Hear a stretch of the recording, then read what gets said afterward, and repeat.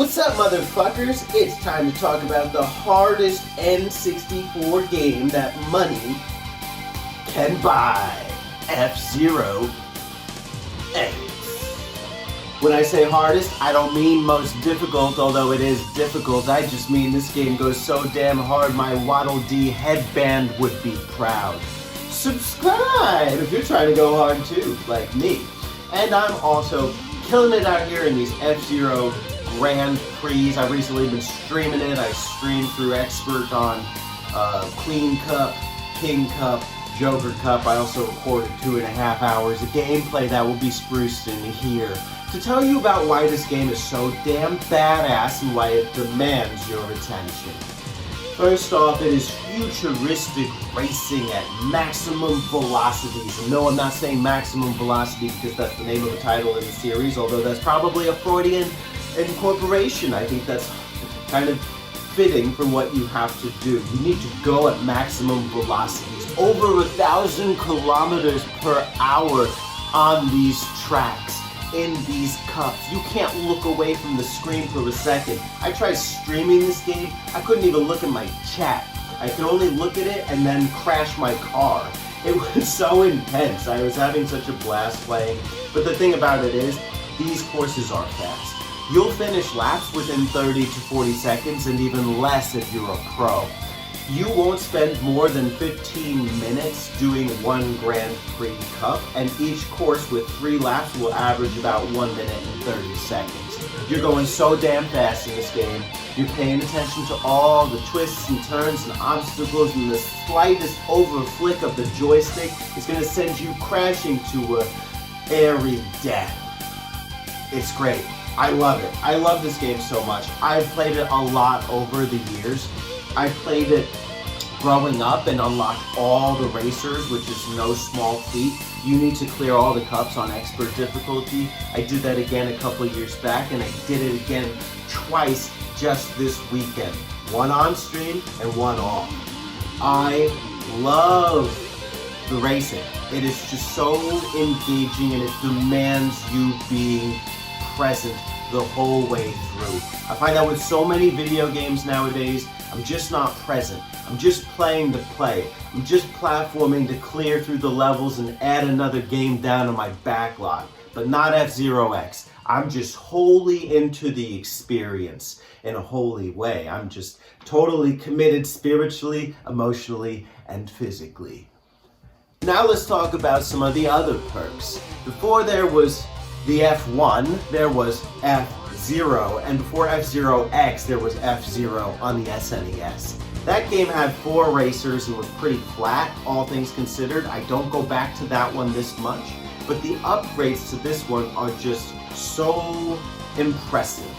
Now you have these twisty-turny, polygony, gravity-based courses, and it's just so mind-bending when you're going over the courses. I'll come back to the courses in a sec, because I'm just talking about improvements. You have 30 racers as opposed to 4 on the track at any given time. And all 30 of these characters are beefcakes, whether they're man, woman, or alien. They have the whole gamut. It's really the type of game that you can find so much love in. Like even this background here, this comic book aesthetic, every one of these characters has their own unique origin story and lots to wonder about. Sure, some of it's in the manual, but you could kind of make up your own story for them. As you clear Grand Prix, they have a bit of dialogue. Blood Falcon goes, "I'm the true Falcon." And meanwhile, Pico ends the course saying, give me some real competition next time. Man, personality galore. Oh my gosh, I don't even know what to say. It's just there's so many cool, unique racers to use, and if you want ones that are gonna win you some cups, the best thing you could do is probably pick a racer with at least a B level grip, because these courses can take a lot of memorization and practice to get down pat. When you have good grip, you're making those turns a little better. So on stream, I cleared all cups with the Iron Tiger Baba, but off stream I played as the Fire Stingray Goro, Samurai Goro. Yeah, classic, probably renowned to you from Super Smash Bros. And I have to say, there is something for everyone as far as the racers go. Now, as far as these courses, there's actually 5 cups. 4 of them are considered standard: Jack, Queen, King, Joker. Jack Cup is awesome. It is a great entry-level course that's a bit wider in terms of the courses. There's 6 courses per cup.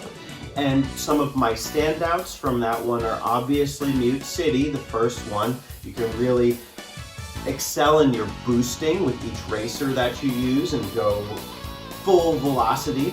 But I also like Silence. There's boost pads right at the beginning of the course, and you can actually chain them to go super fast at any given time. Big Blue is another standout from the first cup, and it has this kind of pipe that goes long ways around the track, and you have to also maneuver to hit the boost pads on different sides of it. It has this kind of 360 gravity concept going for it that's really cool. And there's other standouts from Jack Cup. Queen Cup begins to get a little more tricky, and I really like Queen Cup. One of the ones that I think about, I have trouble remembering some of the courses in Queen Cup, but I do think about the Sand Ocean. I had a really great time going over bumps and hills as Goro in that one. And I want to say there's another cool course called White Land. No, not America, but it is White Land in... Bad joke, I'm sorry. It's White Land in the game. King Cup is also really cool. You start off on the fire field.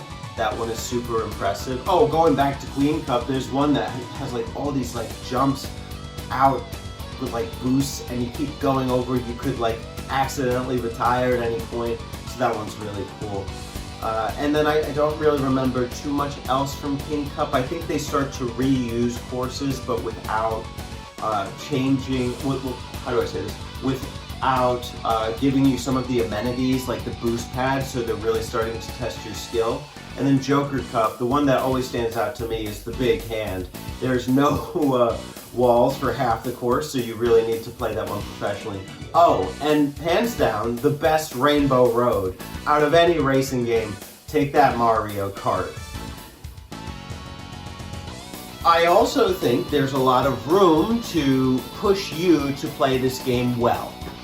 So what I mean by that is, in order to unlock all of the racers, which you're going to want to, because you're going to see them while you're racing at any given time, you have to clear every cup on expert difficulty.